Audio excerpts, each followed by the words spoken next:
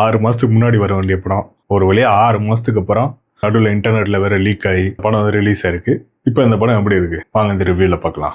இப்போ அந்த தெலுங்கில் வந்து பயங்கரமான அவங்க வந்து பயங்கரமாக ஆக்ஷன் விரும்பக்கூடியவங்க. அவங்களுக்கு ஏற்ற மாதிரி ஆக்ஷன்லாம் அப்படியே தூக்கிட்டு வந்து தமிழில் வச்சோம்னா நல்லா இருக்காது. இப்போ அதெல்லாம் ஹெச்வினோத் வந்து நிறைய சீன் வந்ததெல்லாம் வந்து கம்மி பண்ணிட்டாரு. ஏற்கனவே அந்த படமே டோன் டவுன் பண்ண படம் தான்.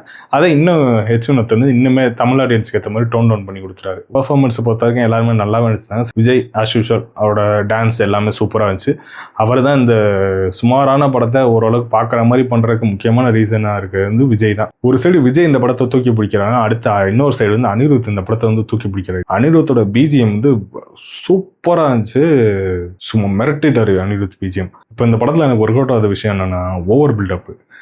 அந்த தெலுங்குல வந்து ஓவர் பில்டப் கொடுக்குறாங்க, அது வேற. சமீபத்தில் விஜய் படங்களில் இந்த மாதிரி ஓவர் பில்டப் கொடுக்குற மாதிரியான காட்சிகள்லாம் நான் வந்து பார்க்கவே இல்லை. ஆனால் இந்த படத்தில் வந்து பயங்கரமாக பில்டப் கொடுக்குறாங்கன்னு வச்சுக்கோங்களேன்.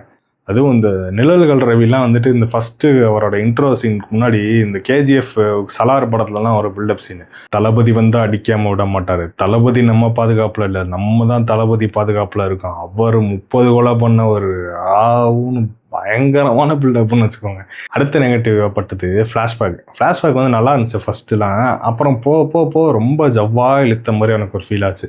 அது வந்து ரொம்ப டயர்டாகிற மாதிரி இருந்துச்சு. அடுத்து எந்த ஒரு கேரக்டருமே அழுத்தமாகவே இல்லை. அதனால யாருக்கு என்னன்னா நமக்கு என்ன அப்படிங்கிற மாதிரி தான் நம்ம இருக்கோம். அது மமிதா பஜ் ஆகட்டும் விஜய் ஆகட்டும் யாருக்குமே எப்படி விஜய்க்கு வந்து எதுவுமே ஆக போகிறதில்ல, அது தெரிஞ்ச விஷயம். மமிதா பஜ்க்கு ஏதாச்சும் ஆகுமோ அப்படிங்கிற மாதிரி தோணும் நமக்கு. அந்த மாதிரி எதுவுமே தோணவே இல்லை. அவங்கள கடத்தி வச்சிருக்காங்கிறப்ப எப்படியும் விஜய் தான் வந்து காப்பாற்றிடுவார் அப்படிங்கிற மாதிரி தான் தோணுது. இன்னொரு சீனில் அடி வாங்குறப்ப எப்படியும் விஜய் தான் வந்து காப்பாற்றிடுவார் அப்படிங்கிற மாதிரி தான் நமக்கு தோணுது. அதுக்கு முக்கியமான காரணம் வில்லன் தான். ஃபஸ்ட்டு வந்து வில்லனுக்கு வந்து கொடுக்குற பில்டப் அதெல்லாம் வந்து பயங்கரமாக இருக்குது, சூப்பராகவே இருந்துச்சு ஃபர்ஸ்ட் ஹாஃபில். செகண்ட் ஹாஃப் போக வில்லன் எப்படி ஆயிடுறாரு, ரொம்ப ஒரு ஜென்ரிக்கான ஒரு வில்லன் ஆயிடுறாரு. இந்தியா வலிக்கணும், இந்தியா வாழணும், இந்த மாதிரி எத்தனை படத்தில் நம்ம வில்லனை பார்த்துறோம். அதில் 10-11 இவரும் இருக்காரு. ஒரு 100 படம் எடுத்தால் அதில் 90 படத்தில் வில்லனுக்கான ஆசை வந்து இந்தியா வலிக்கணும், இந்தியா வாழணும் அப்படிங்கிறதா தான் இருக்குது.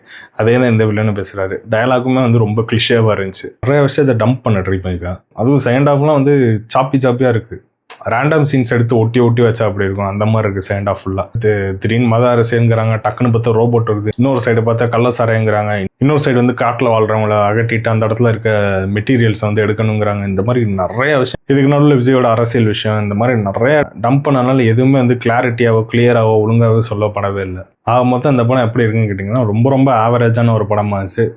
லாஸ்ட் டைம்னு சொன்னாங்க, பார்த்தா இதுதான் லாஸ்ட் டைமா அப்படிங்கிற மாதிரி தான் இருக்குது. இதே மாதிரி கதை இதே மாதிரி படங்கள்லாம் விஜயே வந்துட்டு நிறையா படம் நடிச்சிட்டாரு. அதில் இதுவும் ஒரு படமாக இருக்கும், அவ்வளோதானே தவிர இதில் ஒன்றும் ஸ்பெஷலாக சொல்கிறதுக்கோ ஒன்றுமே இல்லை.